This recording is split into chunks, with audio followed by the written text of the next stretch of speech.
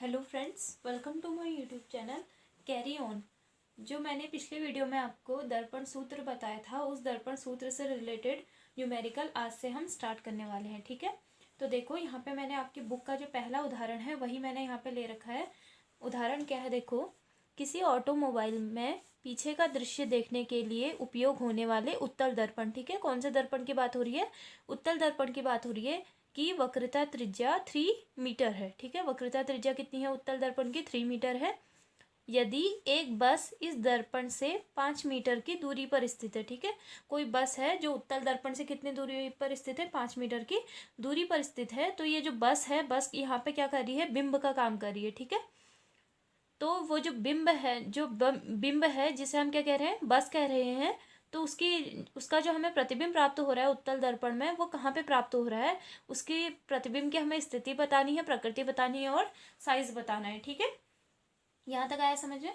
मैं आपको एक डायग्राम के थ्रू यहाँ पे इसको बता देती हूँ कि किस तरीके से हम यहाँ पे किस तरीके से बिंब ले रहे हैं बस को, और किस तरीके से हम इसका प्रतिबिंब प्राप्त करेंगे। तो ये डायग्राम ऐसे एग्जाम में बनाना नहीं होता है, बस मैं यहाँ पे समझाने के लिए आपको बता रही हूँ। ठीक है, तो देखो, उत्तल दर्पण, दर्पण कौन सा है? उत्तल दर्पण है ना। तो सबसे पहले मैं यहाँ पे एक उत्तल दर्पण बना लेती हूँ इस तरीके से, और यहाँ पे मैंने मुख्य अक्ष भी बना दी। यहाँ तक आया समझ में?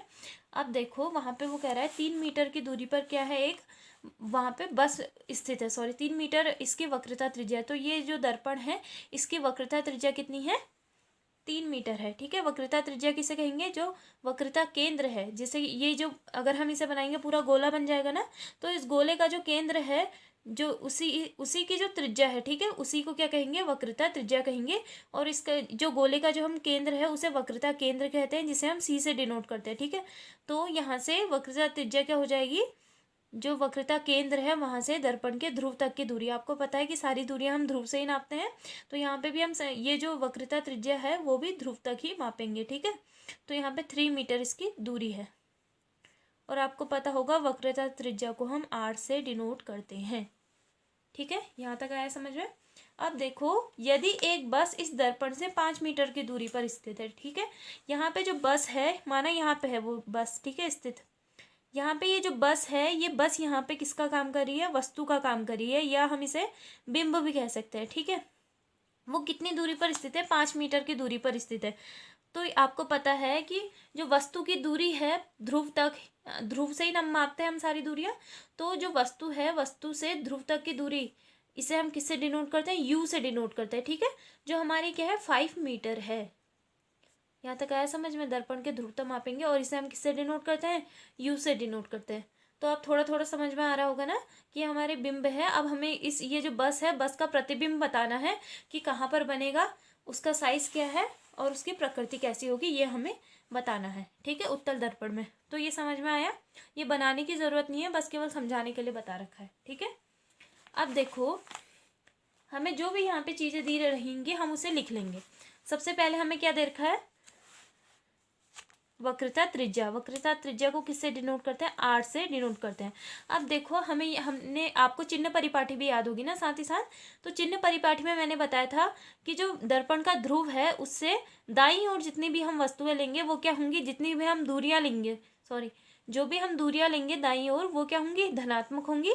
और जबकि बाईं ओर जितनी भी हम दूरियां लेंगे वो क्या होंगी? ऋणात्मक होंगी। दर्पण के जो ध्रुव है उससे बाईं ओर लेंगे तो ऋणात्मक, और इस ओर लेंगे तो धनात्मक। तो यहाँ पे देखो, जो वक्रता त्रिज्या है उत्तल दर्पण में, आपको पता है कि हमेशा वक्रता त्रिज्या क्या रहती है? यहाँ पे धनात्मक ही रहेगी, क्योंकि ये दर्पण से पीछे की ओर ही बनती है। ठीक है, तो इसलिए हम यहाँ पे प्लस का निशान लगाएंगे। और क्या है हमारा? 3 मीटर हमें दे रखी है वक्रता त्रिज्या। ठीक है, जो जो हमें दे रखा है पहले वो लिख लेना है। तो आर दे रखा है, और क्या दे रखा है? यहाँ पे यू दे रखा है हमें। और देखो, यू कहाँ पे है हमारा? जो वस्तु की दूरी है, वस्तु की साइड स्थित है, दर्पण से बाईं ओर स्थित है। और दर्पण से बाईं ओर हम जितनी भी दूरियां लेते हैं वो क्या होती हैं? हमेशा ऋणात्मक में लेते हैं। तो यू इक्वल टू हम -5 मीटर। ठीक है, यू जो ये माइनस का चिन्ह है, ये बस ये बता रहा है कि जो हमारी वस्तु है या प्रतिबिंब है वो कहाँ पे बन रहा है। ठीक है, दर्पण के दाईं ओर है या बाईं ओर है। ठीक है, ये कोई दूरी को दर्शा नहीं रहा है कि दूरी -5 मीटर है। ठीक है, दूरी कभी भी ऋणात्मक नहीं होती है, क्योंकि यहाँ तक आया समझ में? अब वो हमें क्या बताने को कह रहे हैं, वो प्रतिबिंब की स्थिति प्रकृति, यानी प्रतिबिंब कितनी दूरी पर स्थित है हमें ये बताना है। तो सीधी सी बात है, प्रतिबिंब की दूरी को हम किससे डिनोट करते हैं, वी से डिनोट करते हैं ना। तो हमें क्या बताना है, वी निकालना है। यहाँ तक आया समझ में। अब देखो दर्पण सूत्र क्या होता है, दर्पण सूत्र होता है 1/v plus 1/u equal to 1/f होता है। ठीक है, v तो हमें निकालना है, तो हम v को इस साइड ले लेते हैं और u को हम उस साइड इक्वल के इस साइड भेज देंगे। ठीक है, तो ये क्या हो जाएगा, ये प्लस में है, यहाँ जाके माइनस में हो जाएगा, तो माइनस का 1/u हो जाएगा। यहाँ तक आया समझ में, ये u है। ठीक है, तो यहाँ तक आया समझ में। अब देखो आप कहोगे चलो u तो हमें पता है लेकिन f तो हमें पता ही नहीं है। ठीक है, ऐसा नहीं है, हमें जो यहाँ पे r दे रखा है, आपको मैंने एक रिलेशन और पढ़ाया था, क्या था, r इक्वल टू 2f होता है। ठीक है, तो यहाँ से हम फोकस दूरी, इस रिलेशन से हम फोकस दूरी निकाल सकते हैं। तो f इक्वल टू क्या हो जाएगा, r/2 हो जाएगा। और r हमें कितना दे रखा है, 3 दे रखा है, तो 2। ठीक है, तो f हमारा यहाँ पे क्या है, f इक्वल टू 3/2 मीटर आया। ठीक है, यहाँ तक आया समझ में। अब हमें सारी चीज़ें पता है, v तो हमें निकालना है, f हमें पता है, u भी हमें पता है। ठीक है, अब हम सारी वैल्यूज़ फॉर्मूले में रखेंगे तो धीरे धीरे जो आंसर है वो आ जाएगा। तो देखो 1/v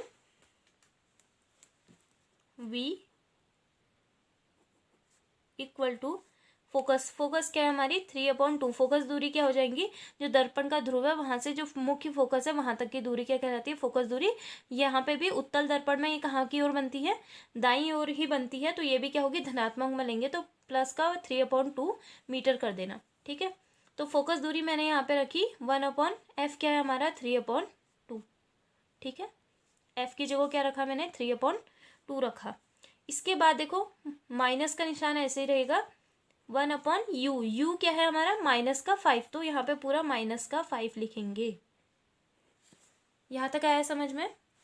इसके बाद देखो अगला स्टेप, 1/v इक्वल टू, इसे हम अगर सॉल्व करते हैं तो यहाँ से 2 ऊपर चल जाएगा, 2/ क्या हो जाएगा, 3 हो जाएगा। ठीक है, और यहाँ पे माइनस और माइनस को अगर सॉल्व करते हैं तो वो क्या हो जाएगा, प्लस माइनस माइनस प्लस 1/5। ठीक है, अब यहाँ पे हम इसे एलसीएम ले लेंगे और इससे आगे को सॉल्व करेंगे। तो एलसीएम 3 और 5 का क्या हो जाएगा, 15, और ये हो जाएगा 5 2 जाए यहाँ पे 10 और 3 1 जा 3, यहाँ पे इस तरीके से हो जाएगा। ठीक है, हम इसे आगे को और सॉल्व करते हैं तो यहाँ पे 10 + 3 कितना हो जाएगा, 13/15। ठीक है, यहाँ तक आया समझ में, किस तरीके से कर रहे हैं। अब देखो 1/v की वैल्यू हमें क्या मिली, 13/15 मिली। ठीक है, अगर हम यहाँ से v की, ये है 1/v की वैल्यू। ठीक है, अब हमें वैल्यू किसकी निकालनी है, v की, तो v इक्वल टू क्या हो जाएगा, हम इसे भी पलट देंगे, ये वाली जो भिन्न हमारी आई है, तो इसे 15/13 हो जाएगा। ठीक है, यहाँ तक आया समझ में, इतना मीटर हमारी v की वैल्यू आ जाएगी। अब क्या करेंगे, हम इसे इसको पॉइंट में निकालेंगे। ठीक है, यानी हम 13 का डिवाइड किस में दे देंगे, 15 में दे देंगे, तो 13 बन जा 13 और यहाँ पे 2 आ जाएगा 0.0, 13 बन जा 13 हो जाएगा, और यहाँ पे 7 आ जाएगा 70, और यहाँ पे फिर लगभग 5 बार और जाएगा। ठीक है, 13 5 या 65, इस तरीके से। तो पॉइंट के बाद हमने 2 वैल्यू निकाली, तो यहाँ पे हमारा पॉइंट में आंसर क्या आ जाएगा, 1.15 मीटर। तो v की वैल्यू हमारी निकल गई 1.15 मीटर।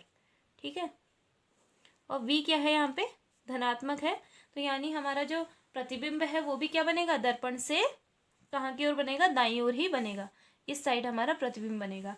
तो हम यहाँ पे लिखेंगे कि जो हमें प्रतिबिंब प्राप्त हो रहा है वो दर्पण से इतने मीटर की दूरी पर बनेगा। ठीक है, प्रतिबिंब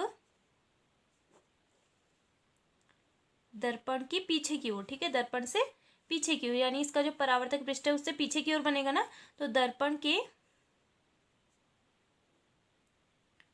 पीछे की ओर 1.15 मीटर की दूरी पर। ठीक है, तो प्रतिबिंब कहाँ है हमारा? दर्पण से पीछे की ओर। ये प्लस साइन यही दर्शा रही है, जो हमारा आंसर आ रहा है प्लस में आ रहा है ना, तो यानी प्लस मतलब दर्पण से पीछे की ओर। मैंने आपको बताया कि जो भी धनात्मक दूरियां होंगी वो यानी इसका मतलब जो दूरियां हैं वो दर्पण से पीछे की ओर होंगी, तो इसीलिए हमने प्रतिबिंब लिखा है कि दर्पण से पीछे की ओर 1.15 मीटर की दूरी पर स्थित रहेगा। यहाँ तक आया समझ में? तो देखो यहाँ पे हमने प्रतिबिंब की स्थिति बता दी है।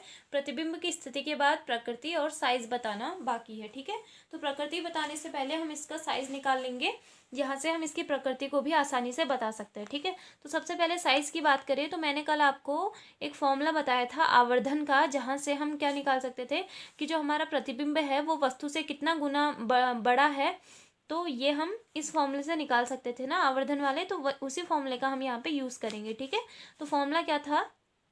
एच डैश अपॉन एच, और एक क्या था? Minus v upon u. ठीक है, तो यहाँ पे देखो हमें वी भी पता है और यू भी पता है, तो इस फॉर्मूले से हम क्या निकाल सकते हैं? जो इसका साइज है कितना गुना बड़ा है वो हम निकाल सकते हैं। ठीक है, तो माइनस वी की वैल्यू अभी हमने निकाली है, क्या आई लास्ट में? 1.15 हमारी वी की वैल्यू आई। ठीक है, इतना मीटर। उसके बाद u की वैल्यू हमें दे रखी थी पहले से ही 5 मीटर। ठीक है, और 5 किस में लेंगे हम? माइनस के 5 मीटर में लेंगे। ठीक है, तो यहाँ से माइनस और माइनस तो कैंसिल हो जाएगा। उसके बाद क्या आएगा? जो 5 का डिवाइड है वो किस में देंगे? 1.15 में। ठीक है, तो ये हो जाएगा 500 यहाँ तक आया समझ में? तो 0.0, 5 2 जा 10, 5 3 जा 15। ठीक है, पॉइंट लगा, एक जीरो बढ़ेगा, 5 3 जा 15। तो यहाँ पे देखो जो हमारा यहाँ पे साइज आ रहा है वो क्या है? 0.23 इतना गुना। ठीक है, तो यहाँ पे आप देख रहे होगे जो हमारा साइज आ रहा है वो कितना है। जो प्रतिबिंब है, आपको पता है कि जो उत्तल दर्पण में जितने भी प्रतिबिंब बनते हैं वो क्या होते हैं? छोटे साइज के होते हैं ना, तभी तो उन्हें इस तरीके से पीछे के दृश्य देखने के लिए जो गाड़ी का साइड मिरर है वहाँ पे यूज़ किया जाता है। तो इतना गुना क्या बनेगा? ये छोटा प्रतिबिंब बनेगा। कितना? किससे? वस्तु की साइज से छोटा प्रतिबिंब बनेगा। ठीक है, तो अब हम इसकी प्रकृति भी आसानी से बता सकते हैं। ठीक है, साइज हमें पता चल गया, तो प्रकृति अब हम बता सकते हैं। तो आपको यहाँ पे पता है कि जो हमारा उत्तल दर्पण है, ठीक है, उत्तल दर्पण में आपको पता है कि जितने भी हमारे प्रतिबिंब बनते हैं वो परावर्तक पृष्ठ से पीछे की ओर बनते हैं, और ये ऐसे प्रतिबिंब क्या कहलाते हैं? आभासी प्रतिबिंब। तो प्रकृति में क्या आ जाएगा? आभासी। ठीक है, प्रतिबिंब कैसा बनता है? आभासी। और हमेशा कैसा प्रतिबिंब बनता है? सीधा प्रतिबिंब बनेगा। कैसा? सीधा प्रतिबिंब बनता है। और साथ ही साथ क्या बता सकते हैं कि वस्तु जो बिंब है, बिंब से कितना गुना छोटा बन रहा है? 0.23 गुना छोटा प्रतिबिंब हमें प्राप्त हो रहा है।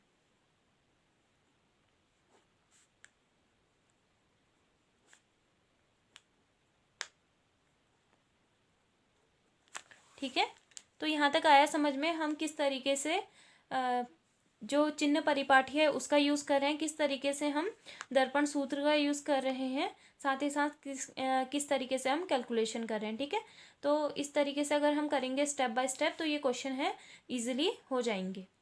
तो आज के लिए इतना काफ़ी है। Thank you so much.